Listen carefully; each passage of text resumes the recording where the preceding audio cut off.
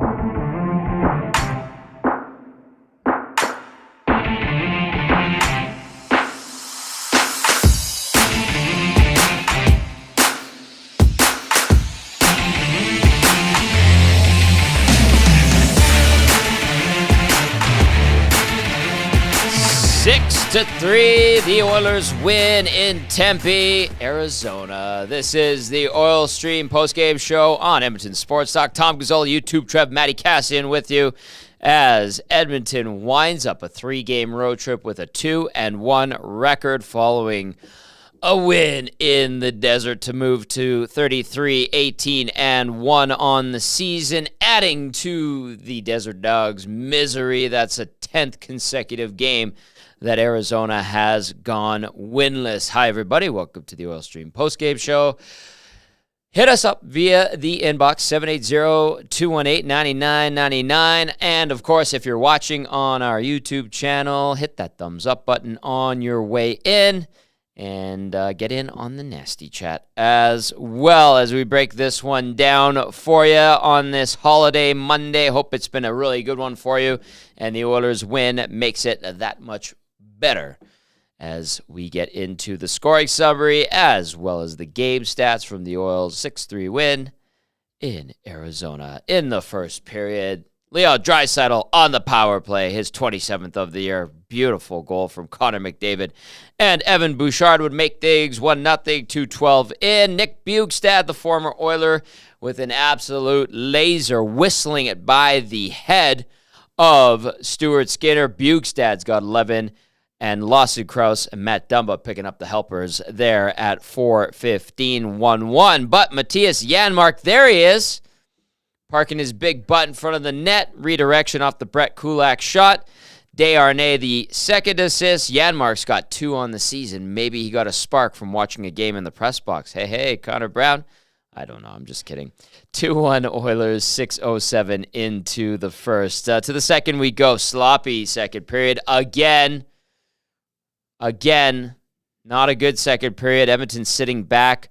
The Coyotes taking it to them, outshooting them in that second period, outchancing them, also outscoring them. Clayton Keller, his 22nd on the power play. Nice little give and go with Nick Schmaltz. Sean Durzi, the secondary assist on Keller's 22nd, like I mentioned, 2-2 at 2:53. Then it would be former Oiler killer Nick Bjugstad, too. His second of the evening and 12th of the season from Clayton Keller to make it 3-2 Arizona at 10:52. Everybody's going, what the heck is going on at Mullet Arena? Why are these Oilers so bad in the second period? Why can't they kill a penalty? Valid. But in the third, a little bit of a line shakeup from Chris Noblock. He gets McDavid with Nugent-Hopkins and Hyman back together. He gets Kane with Draisaitl and McLeod back together, and it pays off. Evander Kane scores his 20th of the year from Bouchard and Ekholm at 4:28 to tie things up. Nice wrist shot by Kane on the delayed penalty. And then shortly after that, it would be Zach Hyman. 26 seconds later, his 33rd of the season, redirection off the Matthias Ekholm shot. Evan Bouchard, the secondary assist, give the Oilers the 4-3 lead. They do not look back. Evander Kane again, this time redirecting a shot by Ryan McLeod, who got the feed from Leon Draisaitl. Second of the night for Kane, 21st of the season, 5-3 Oilers at the 6:31 mark. So that was 3 goals in a 2-minute and 3-second span for the Oil, and then Warren Foegele would ice this thing at 18:51 into the empty net. Fogel's got 11. McDavid's got 62 assists. Draisaitl has 41 assists. The Oilers have their 33rd win of the year, and the shots on goal from this one, 26-25 in favor of the Oil, 58-42. Edmonton wins the faceoff battle. Power play 1-for-2. PK 1-for-2. Hits 27-17 in favor of the Coyotes. Block shots 16-11 in favor of the Oilers. Officially 11 giveaways for Edmonton to 5 for Arizona. Most of those probably coming in the second period. And then officially as well, takeaways 9 for the Coyotes to 5 for the Oilers. Hit us up in the inbox, 780-218-9999. Or via the nasty chat as Edmonton gets it done. Not perfect by any means. a bad second period. Yes, a leaky penalty kill, but at the end of the day, they get the job done. Very impressive third period. It's too bad it took a bad second period for them to wake up in the third. Let's see some consistency, YouTube, Trev. Consistency. There's Matt Kassian. I see him. He wants to see some consistency. Let's see that. There he is. Let's see that big, beautiful hat and mug of Cass's on camera. Cass, I mean, we're going to talk about the second period. We're going to talk about the penalty kill, but let's start with the positives because they get the win. And what are some of the other elements of this game that you liked for the Oilers? Well, I like the way they came out right out of the gate. I thought they started well at the beginning of the game. They had some jump. I thought third period they came out again, controlled the whole third period.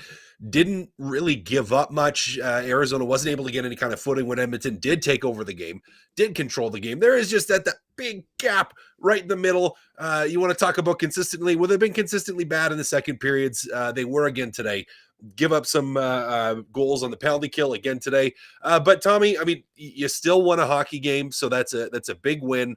A game maybe you didn't deserve to win after the second period, but as I said, you come out with jump at the start of the game, you come out with jump at the third period, and against a rapidly slumping Arizona Coyotes, it's enough to get the win. How much concern compared to satisfaction do you think kicks in here when you're a part of the team? It's going to depend who you ask. I mean, for us, it's pretty big satisfaction with the win, but it just kind of is a continuation of some of the things that they've had as issues that they have to address that we don't want to see continue on as habits where they're kind of habitual right now. And I mean, I was a little nervous when Evander Kane took that penalty in the third period. I was like, like if the penalty kill lets win it now and they haven't been great, Arizona all of a sudden is right back in this one. So I think probably a lot of fans, ones that watch all the time, are going to be very concerned with the way that they're playing in the second periods. Yep. I haven't hit, for me personally, that very concerned button, but is it something that I'm like, yeah, this is an issue and it is something they need to address? Well, yeah. So a little bit of concern, but not a massive concern. They need to keep winning hockey games. They're finding ways to win. If I suggested it's like a bit of a mid-season mini lull, is that fair, or is that too easy on them? No, I think that's fair. I think that's fair. I mean, maybe a little bit less of a lull, maybe even on the strong side of it a little bit, to say, there's some, there's some mid-season house cleaning that needs to happen. Right. You know what? You're kind of comfortable. You almost is like you've had some of the dirt there and you're just kind of used to it being on the wall. So you just kind of ignore it because you see it every single day, right? And you have to like actually get up and clean it out. That's kind of how I feel like it is. It's like where there's some dirt in their game and they need to clean it up. They know it's there. They see it's there. They haven't addressed it, or they're trying to actively address it, but they haven't scrubbed it out yet. Yeah. So yeah, maybe slump's a little bit of a strong word because it's not like they've lost a whole bunch of games in a row, but lull. Yeah. Lull. Yeah. Lull. Not slump. Yeah. Lull. Right. Sorry. That's my bad. You did say lull. That's okay. I still love you, pal. I won't kiss you on the lips like Chris did. The fan that kissed really quickly. Chris used to sit behind me at Eskimos games when they were called the Eskimos. He had season seats behind me. Thankfully, Cass, whenever the Double E scored a touchdown during any season that he sat behind me, I never got a kiss on the lips in celebration. That was a new one, and I feel like that was part of the Oilers Nation party. Like I saw Chris from the Nation Cruise. They had a live on location, and I feel like they had a few pops before the game. Yeah. So anyway, one or two, I'm sure. He's a nice guy.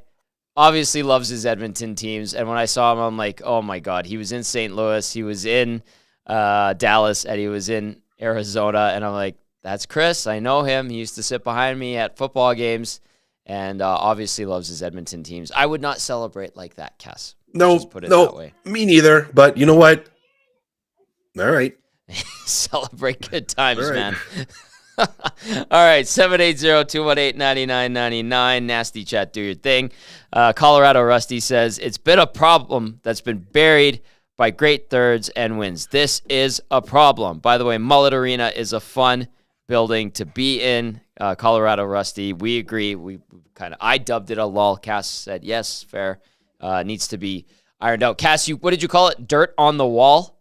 Yeah, a little dirt on the wall, Dirt one on on the the wall, whatever you want to, like grease on the cabinets. Yeah. Could call it a couple different things. Yeah, a couple different things. Norman at Combine Texan says, hey guys, good win. Sloppy/lazy first 2 periods. Stu has some very poor body language lately. Usually he's more upbeat. What's your take, Norman at Combine? And I'm kind of glad that Norm brings this up because I know he got the shots whistled by his ear, especially the first Bugstad one, but I think there was a little bit more of what Gager was alluding to. I don't know, like the body language thing. Are you seeing it too, Cass? Do you know what I mean? Do you understand? Like, do you know what Norm is alluding to as well? Yeah, I think a little bit. I mean, there's some frustration, I think, and maybe it's set in where some of the goals he can't do anything on. Now, the third one, you would have liked to have had a save on that from that far outside. You'd like him to make a save, but when you can't even see the puck, when you can't see the shot, when you can't see anything. I mean, there's could be some frustration that sets in. Now, is it temporary or is it something that's been building? That's a good question. I don't know if I have the answer to that. Maybe should be something we start to pay a little bit more attention to. So Norm, thanks for bringing that up. I think that's something we could watch for sure. I think something that Gager might want to hit on tomorrow on 2 guys and a goalie too, I would assume.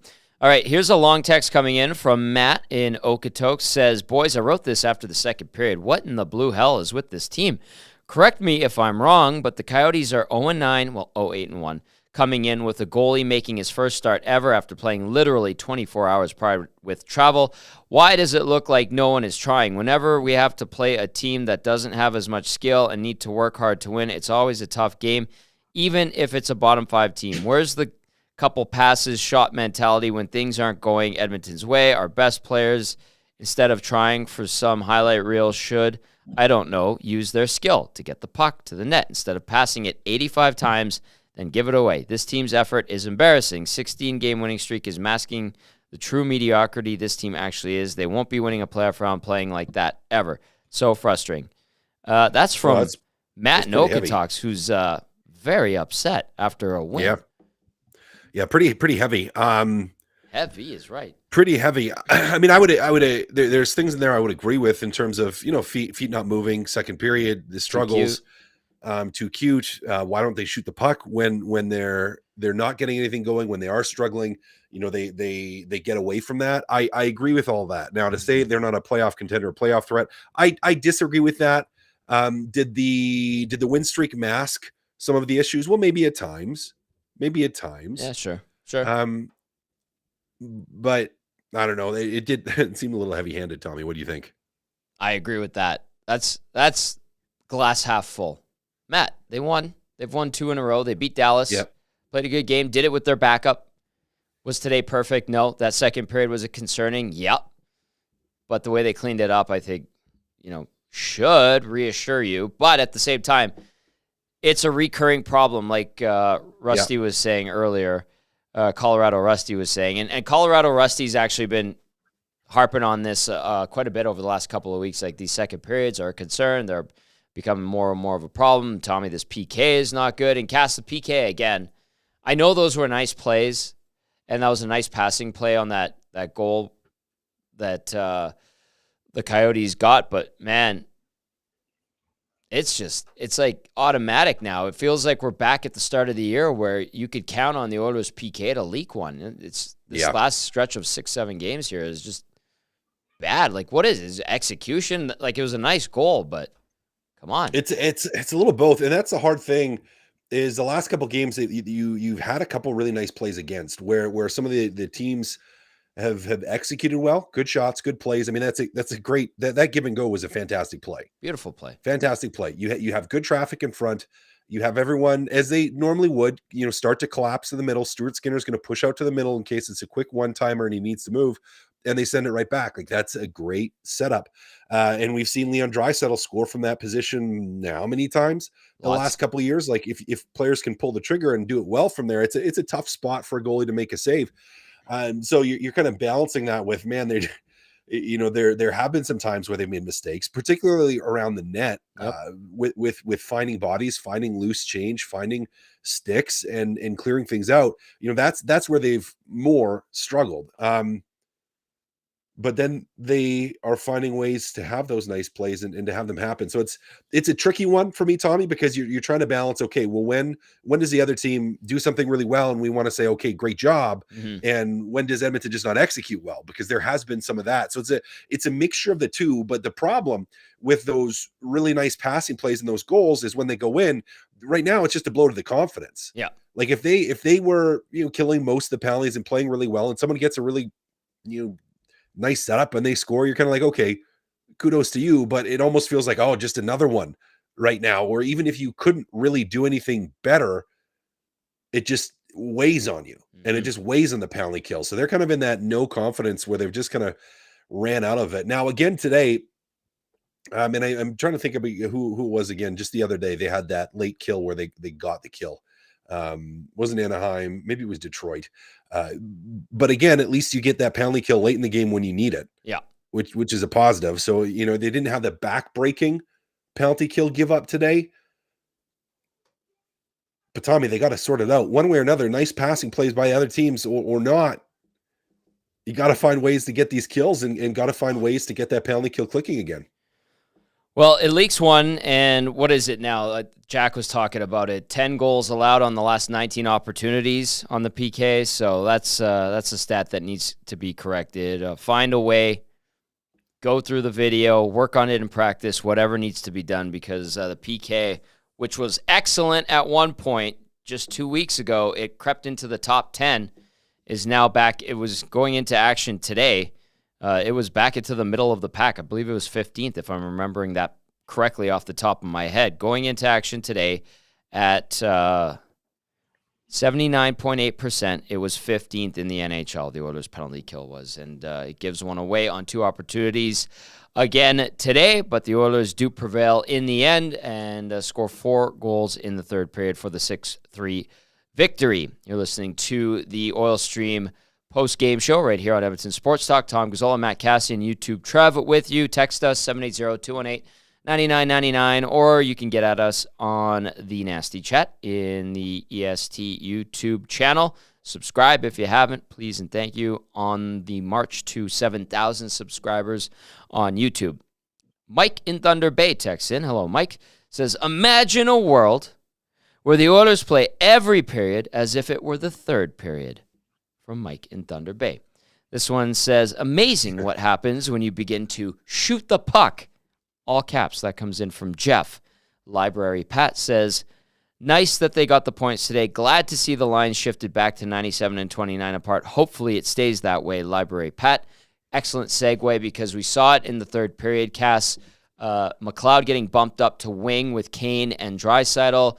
Nugent Hopkins with McDavid and Hyman. Do you just keep it like this now? What do you think?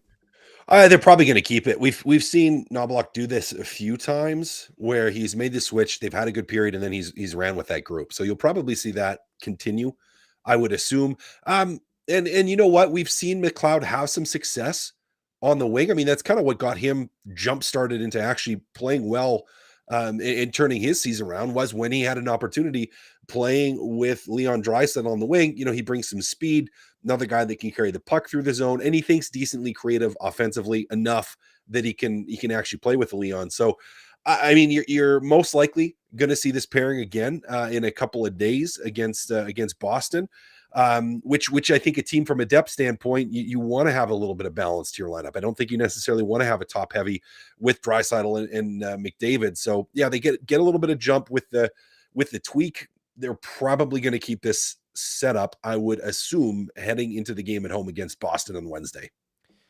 This text comes in, no name on it. It says, the Oilers seem to overcomplicate their game in the offensive zone early on, such as dusting off the puck, extra pass in the slot, cycling endlessly till a turnover, cycling, and no one breaks off to the net front. Third periods, they seem to eliminate those issues, seem to pull ahead. Do this from the start. Cass, just a collective mental thing? Like, what is it? That's the question, isn't it? Yeah. I mean, because that is, you correctly identified the issues.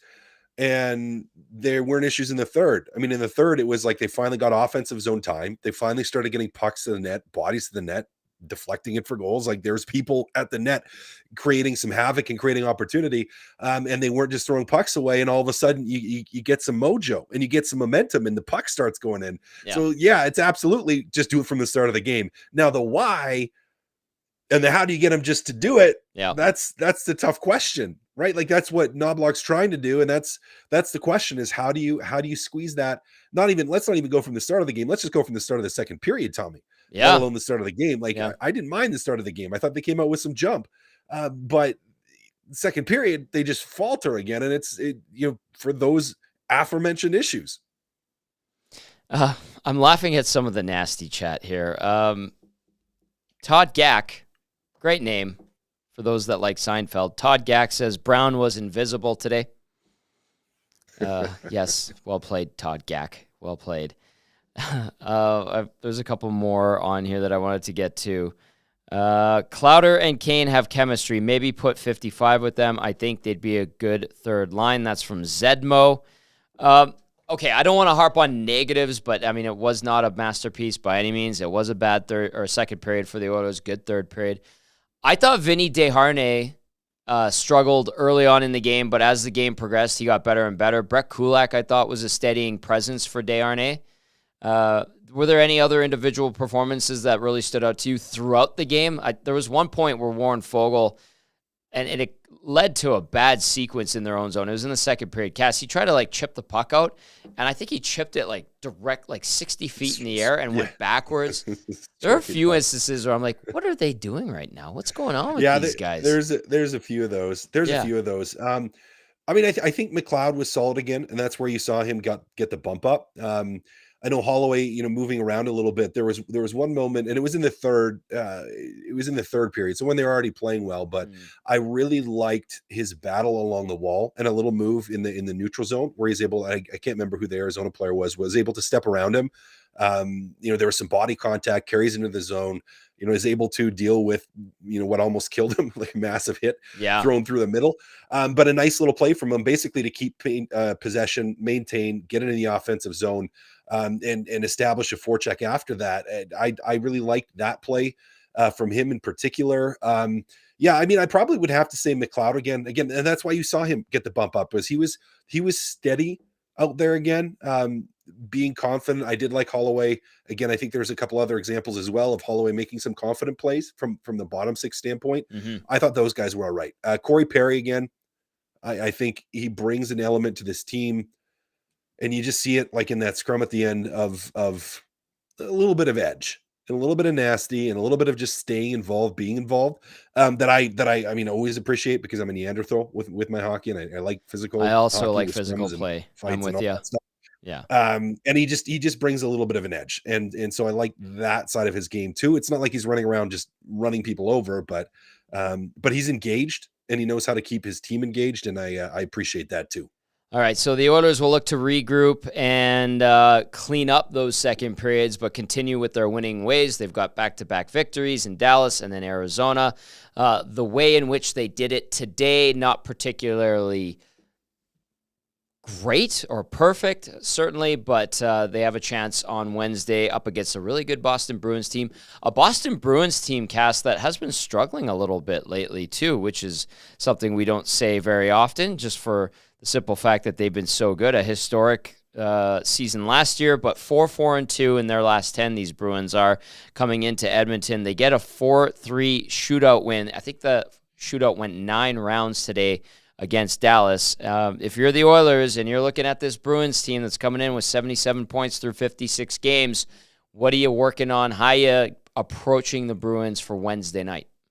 Yeah, well, for as much as they have maybe struggled in the last couple games, and a little bit, so for Edmonton Oilers fans to take a deep breath to say even really good teams, they go through chunks where they're having some issues. And Boston, who's been a really great team all year, they didn't have a massive skid at the start of the season like Edmonton did. They're having a lull, as it were, Tommy, as you so eloquently put. They're having a lull right now, but they're still an incredibly dangerous team. Not one that I would anticipate is going to be in a lull for long. They have some depth. They typically come at you in waves, really solid defensive depth. Like they have just a really solid, well-rounded game. Not a lot of holes in that game to expose.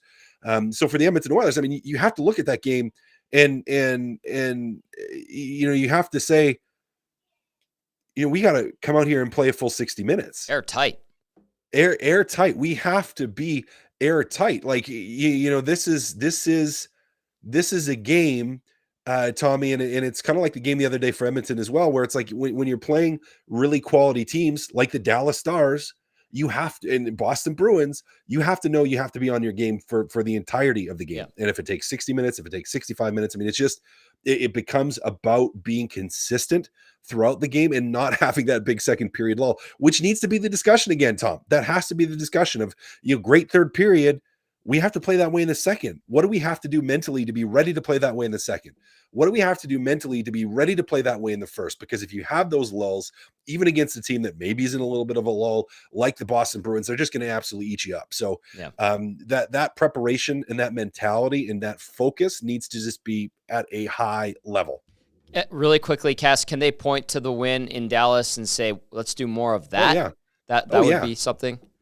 Yep. Oh yeah, absolutely. And that wasn't a perfect game. Not that it was a perfect game from Dallas either, but it was a tight game and they just stuck with it. And ends up taking a little bit more to get that overtime win. But they hung in there. And at times controlled. And that's the same mentality you got to have. So you're going to be looking at that game and say, okay, we just played a really good team in Dallas a couple days ago. We really liked that game. Pretty complete game. Let's bring that same attitude, mentality, effort, process, everything to the game against Boston. Plus we're back home, which is always nice. That's true. They've been on the road a lot lately. Cass, enjoy the rest of your family day with your ladies, and we'll talk to you on Wednesday, my friend. Absolutely, buddy. We will chat later. That is our game analyst, Matt Kassian, breaking down Edmonton's 6-3 win over Arizona in the desert. Keep those texts coming in, 780-218-9999, and then via the nasty chat. It's getting a little spicy in the nasty chat. I see people taking shots at each other. Be nice. Yeah, I was eyeing that down. A lot of people, I think Cass put it. He said, "ELE, everybody love everybody." We try and spread those words as much as we can. But it was getting, the nasty chat was living up to its name. It was getting a little nasty there. People have had some 6 o'clockers.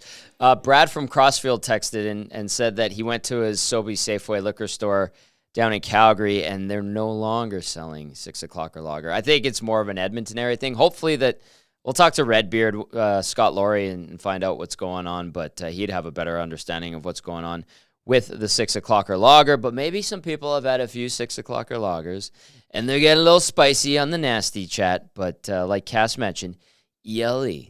Like Jackie Moon used to say on Semi-Pro with the Flint Tropics, everybody love everybody. Let's bring in YouTube, Trev. Get that mug on here, pal. There, look at that mustache. There we are. There he is. Look at that. Look at this. Look at that. How are we doing tonight, Tommy? We're doing good, today, pal. I guess. It's been a good afternoon. Enjoying the game. Pretty watching good. It with you. Yeah. What some of the things you're taking away from some of the thoughts, I mean, you guys pretty well chimed in on everything. I was trying to figure out one thing I would like to see them. Obviously the lines weren't really working. I really liked what I saw from Kane, Ryan McLeod, and Leon Draisaitl. At times they've worked, at times they haven't. But if they can play like that, Tommy, I mean, why not? Obviously, it's weird because every year except this year, Connor and Leon have been automatic whenever you put them together. And for whatever reason, they're just the success, the offense has kind of tapered off a little bit. So I would like to see that, spread it up. I think that's the winning recipe. That's how you're going to win. That's how you're going to win games and playoffs especially. So, that's one of my biggest takeaways for sure. And then as well, PK is continuing to slide. Desharnais, I thought he had not his best performance, but people were saying, and we kind of talked about it. It did get better as the game went out or played along. So overall, pretty solid game, except for the second period. That sucked. I don't know what I was watching there. It's interesting, and you have to keep in mind like what the Arizona Coyotes, they're going to give it to them. So it's like, why can't you play a full 60? It's hard to play a full 60, especially against another NHL team. Although it's going to be a hungry team. I know they've played yesterday, and but they're gonna want to win. You're going to be getting their best effort, so you have to keep that in mind, right? They're going to give it their all, and so I think it was more so the Oilers, you really not putting the gas on the pedal. They sat back, but the Coyotes just brought it to them. I think that's what I would assess that. That's what turned the momentum. Yeah, like. Edmonton really did sit back in that second period. They're waiting. They kind of knew that they would get their chance. It's cocky hockey to a certain extent, and then Arizona took the inch that the Oilers gave them and exposed it, turned it into a mile. So good on the Coyotes for being desperate, hungry, playing their third game in 4 nights, having traveled from Denver yesterday, playing yesterday, and sensing that maybe the Oilers weren't as hungry as they were in that second period and taking advantage of it. Took the lead from the Oilers, and then Edmonton woke up in the third, and kudos to the Oilers for doing that. All the while causing fits for the fan base. Colorado Rusty, number 1, not happy among many who are not happy with the Oilers' second periods. Rightly so. I get it. I'm with you. 780-218-9999 and nasty chat as well. We're going to get to a bunch of those shortly. Calgary, I'll just get to this one from Calgary Glenn first. Calgary Glenn says, a good first, a sleepy second, and then a solid third to get the W. They'll need a full 60-minute effort on Wednesday against the Bruins. Signed, Calgary Glenn. You want to go inside the locker room, or do you want to add any comment there? Yeah, no, let's do it. Let's go to the Arizona Coyotes locker room in Mullet Arena. The Coyotes locker room? Yeah, kind of, sort of, right? Or no, it's not. Yeah, I guess it's not. Yeah. How long have you Sorry, been I'm forgetting. Okay, That's should be their arena, but it's not. They don't have an arena. Okay. Anyways, here is Ryan McLeod. Less than 3 minutes in the third period to mount that comeback. What can you say about the energy that you guys came with? Yeah, the first two didn't really go our way. I think we had a pretty good start to the game, and then we kind of took our foot off the gas, but. We came in the third. We played, simple brand, and that's when we have success. And we got a couple of goals, and that was huge. And we just kind of rode with the rest of the period. We saw a new look in the lines. Yourself coming up to the second line alongside Leon Draisaitl and Evander Kane. How much did you enjoy that opportunity? It's great. It's always so fun playing with those two. They're so big and strong, and they get you the puck in great areas. So just trying to use my speed and get open, and lucky to get a couple. You drew that penalty that leads to Kane's snipe, and just what did you make of your third period there, and how overall your team just kind of battled back in this one? Yeah, it was good. Like I said, I think just we went back to playing simple and playing faster, just kind of standing around watching the play all night. And in the third, we kind of started playing our toes a bit more, and it paid off for us. How much did you enjoy the energy at Mullet Arena? Plenty of Oilers fans around. Yeah, it was great. It was actually super rowdy in here. A lot of fun, a lot of fans in the hallways yelling. So it was a great experience. My first one, so it was really fun.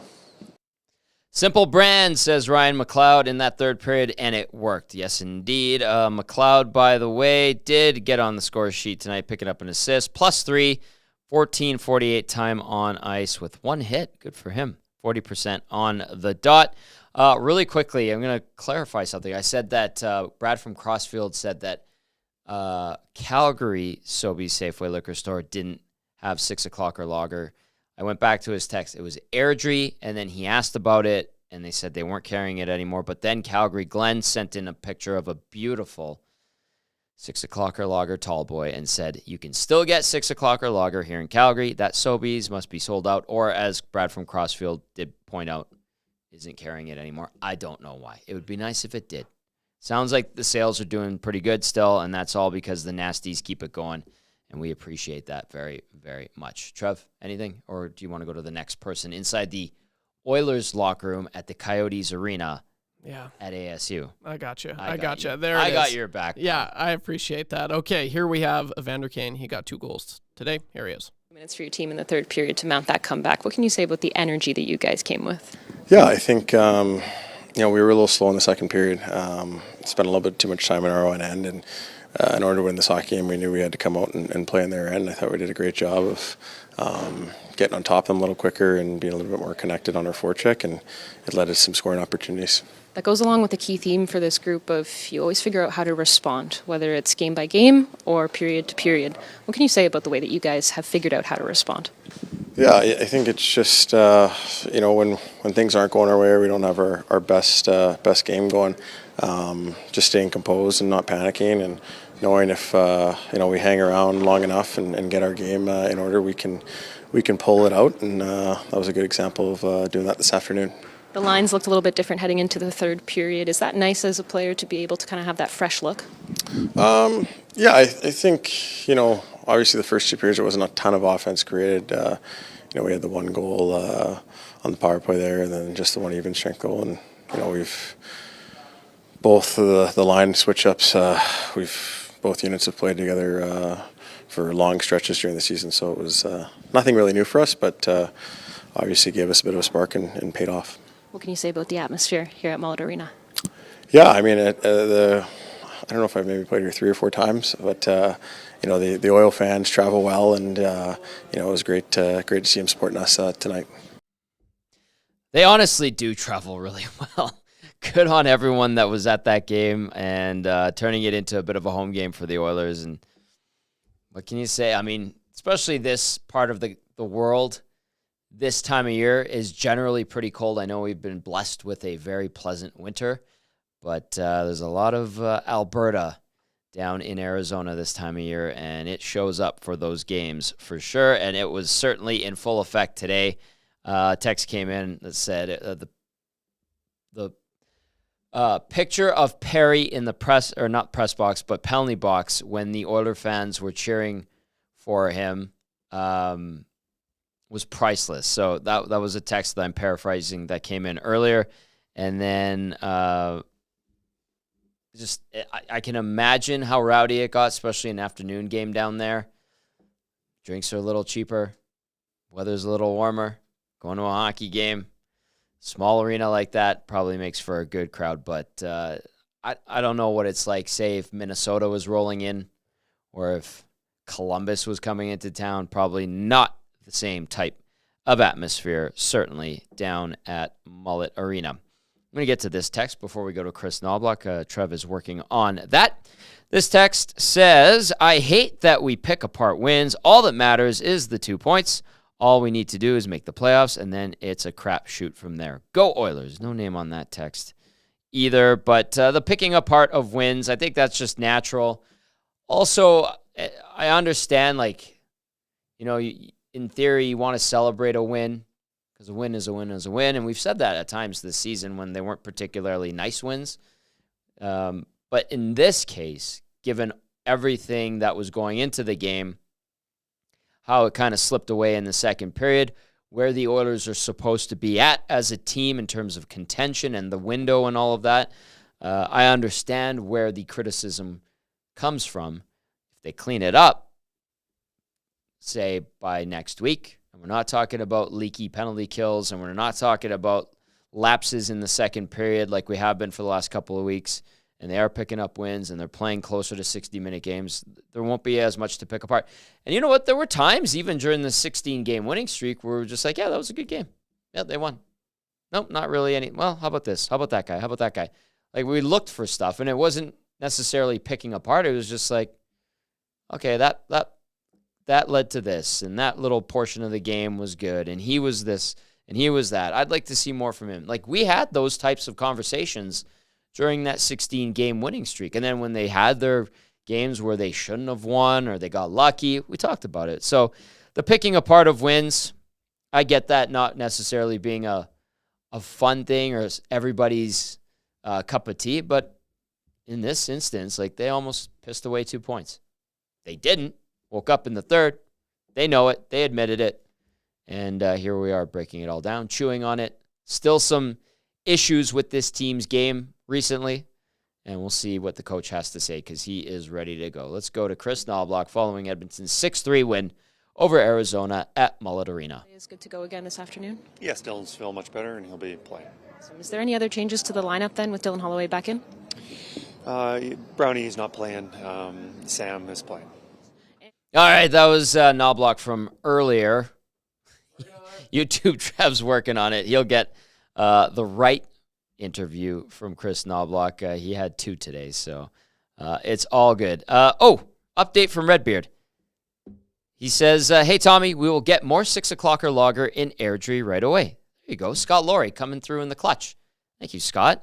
And Brad from Crossfield. So there you go. Red Beard's on top of it, and I love the updates. So there you go. Very good. Did you figure this out, or are you scrambling right now?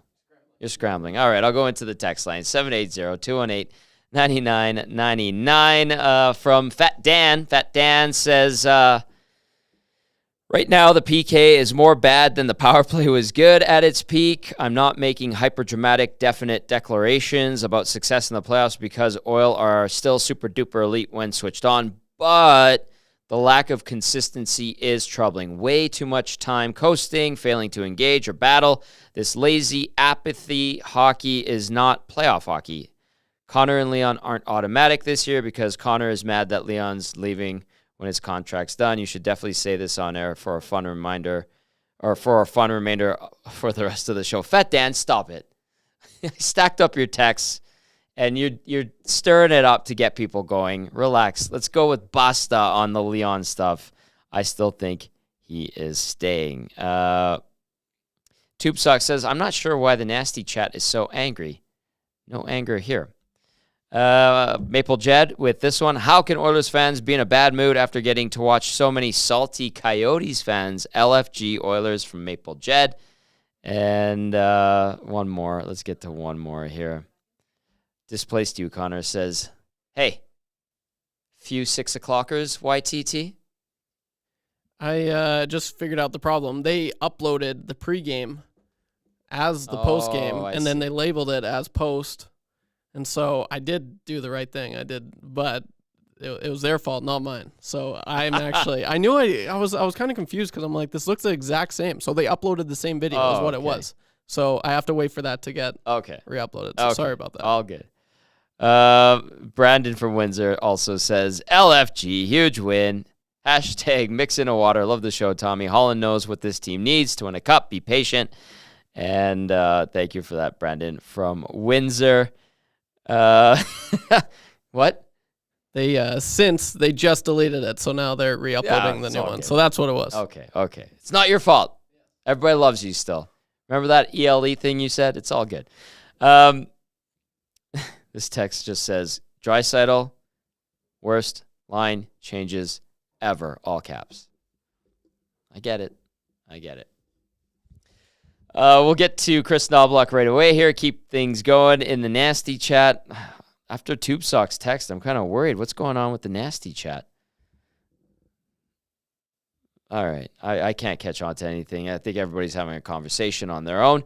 You can text us 780-218-9999. Let's go around the National Hockey League. A busy holiday Monday in the NHL. 10 games on the docket. Earlier in the day, you had Anaheim knocking off Buffalo 4-3 in Buffalo. Same score in Boston, but it was the Bruins over the Stars. That one in a shootout. We'll see the Bruins here in Edmonton Wednesday night. That's an 8 p.m. face-off. Toronto defeats St. Louis 4-2 in St. Louis. Austin Matthews, goal number 49 on the cusp of 50. In game number 53, or was it 54? Still incredible. It was game number 54. Wild one in Minnesota. Pardon the pun. 10-7. Minnesota beats Vancouver in a crazy third period where 1 million goals were scored. And just check out the highlights. I can't do it justice talking about it. But, yeah, that was a crazy game. 10-7. The Wild take it over the Canucks. That's good for those in the Pacific Division, although the Canucks have a pretty big lead in the division. Seattle drops a 4-3 decision in OT to Detroit. Calgary 6-3 winners over Winnipeg, despite the fact Sean Monahan had a hat trick in the first period for the Winnipeg Jets. Vegas 4-0 winners over San Jose in what seemed like a pretty automatic win for the Golden Knights. I saw it was Jesse Granger saying not much you can take away from this game. I understand why, especially at the Shark Tank with the Sharks team that's struggling so mightily, and then the Golden Knights just go in there and go with a ho-hum 4-0 victory. 2 games still underway in the first period. Both of them are no score between Carolina and Chicago. 12 minutes left in the first. That game in Carolina, and then the other one sees Tampa hosting Ottawa. Also 12 minutes remaining in the first. Donuts on the board there. That is the picture around the National Hockey League. 10 games on the sched. The Oilers 6-3 winners over Arizona today. And they will return home to take on the Bruins. Edmonton has won 7 straight against the Coyotes. Absolutely dominant. And Edmonton also improves to 9-4-1 against the Central Division. YouTube Trev, what do you say, buddy? We're ready. We're good. Okay, this is the Oilers head coach after the 6-3 win. Group in the third period there to be able to mount that comeback. What can you say about the response that they had? Yeah, we came out ready to play in the third period. You can tell that you're playing a young, fragile team, obviously on a losing streak, and feeling very tight. And I think with our group, we just took advantage of it, and I thought our level of urgency was a little bit higher in the third period, and it paid off. What did you like about seeing Ryan McLeod alongside Leon Draisaitl and Evander Kane with that little bit of line switch-ups? Well, Ryan's played so well with Leon, through the month of January, being on the left side, and before it was Foegele. But I think a lot of it is not only having the confidence of making plays, but also having the speed to break up plays and get in on the forward check, to recover the puck, and does a lot of those little things really well, and it paid off tonight. First time at Mullet Arena, what can you say about the atmosphere here? It's exciting. It's a smaller arena. It's like NHL caliber, just miniature sized, a little bit smaller, but I think it was a great atmosphere. What was it like for your team now to win back-to-back games, as you've sort of been going a little bit back and forth, but to put maybe the start of a streak together? Yeah, we talked about that, how we didn't have back-to-back wins for about 3 weeks. And, one of those weeks was All-Star break, but good teams are able to put together long streaks, and good teams also don't put long losing streaks together. So, obviously getting back-to-back feels good, and we just want to obviously build on that. When you are making line changes, you don't make a lot, but it seems like when you do, because you don't do it often, it seems more important. Are you thinking about that kind of through the course of the game, or you come in the second intermission with your coaching staff and say, okay, let's do this, or we should do this? Usually you're thinking about what's worked in the past and who's playing well at that moment, and it's good for the coach to be prepared, but also it's not a good sign if the coach is too prepared and has a backup lineup, and you want to, I don't want to get in the habit of changing things up, but I think the way after the second period, we got outplayed in the second period. We're slow to pucks. They really carried the play in the second period, and we just needed a little something to change things up. All right, there's Chris Noblock as a plane is landing and or taking off overhead, because they're clearly doing that post-game press conference outside one of the quirks of Mullet Arena in Tempe, which is not far from, I believe it's Sky Harbor Airport. Not an NHL arena, okay? Not an NHL arena. Anyway, the Oilers get the win at Mullet Arena 6-3. The thing that stood out to me there was when Noblock was talking about switching up his lines, and he said it in a very cordial way. It's not good when the coach has a plan B in place. I think I'm paraphrasing here. If things don't work out, and that was switching up the lines, going to what we saw in the third period with Nugent Hopkins, McDavid, Hyman, and then Foegele up with Kane and Draisaitl. It worked. It sparked them.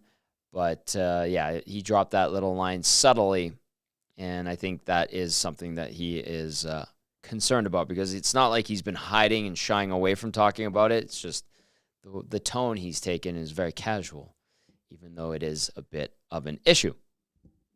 Trev?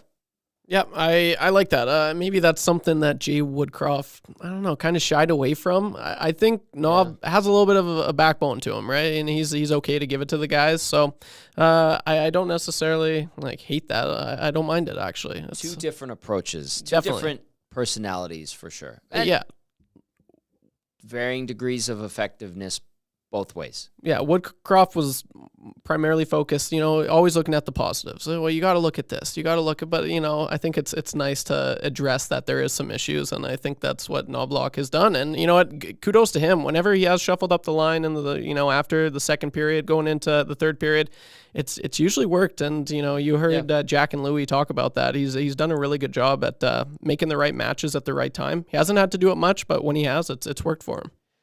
Another win for the Oilers. And speaking of Chris Noblock, in terms of his record as coach, that was his 30th victory as an NHL coach or as the Oilers head coach. 30-9 is his record. It's interesting because he did take over behind the Rangers bench a few years ago during one of the COVID seasons. It was like a temporary while the coaching staff was in, what did we used to call it, COVID protocol.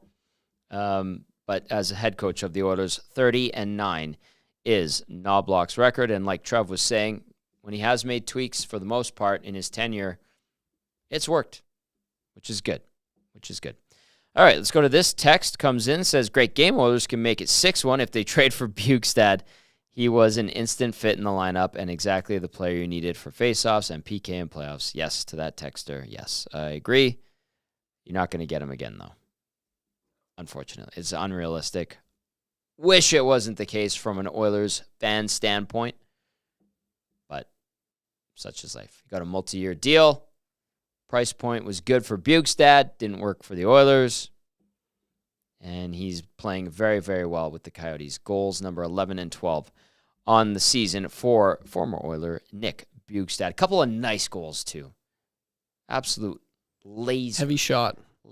Laser beams. Yeah, he's got a heavy shot. It's sharks with freaking lasers on their freaking heads. Absolutely. No, like just looking at some of the mock drafts or mock trades that some people have, like, you're gonna have to give quite a bit. He does have term, right? And he's coming off of a career year right now. He's on pace he's setting career highs. Yes. And so he's a very valuable asset to the Coyotes team, more so than he was last year, I'd say. So unfortunately, I can't see it. I don't see it happening. It would be great. It would have been ideal if he stayed. It would have been, but I don't think the plan is to get traded to Edmonton again this spring. I'm sure Mark Pesic would let him stay at his place again, though.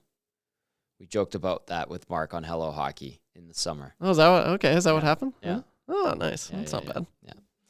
All right, let's get to a couple more texts. We have a few minutes left here. If you want to chime in, 780-218-9999. And Nasty Chat, it's all over the map, it seems like, this evening. So if you see something good, Trev, pick it out. But it just seems like people are just taking shots at each other, isn't it? There's grammar lessons going on. People are like, yeah, it's very weird. I've never seen it like this. All right. It's its own animal, I suppose. You're listening to the Oil Stream postgame show. Edmonton 6-3 winners over the Coyotes. Gazzola and Trev with you. This text is from Byron, who's from Winnipeg. Byron says, hey, boys, that game was too close. Little selective when shooting the puck.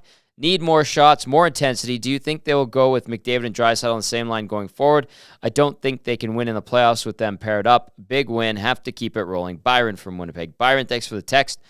I don't think that they're going to go back to McDavid Draisaitl next game. I think they want to try to match up Boston's deep lineup as best as possible.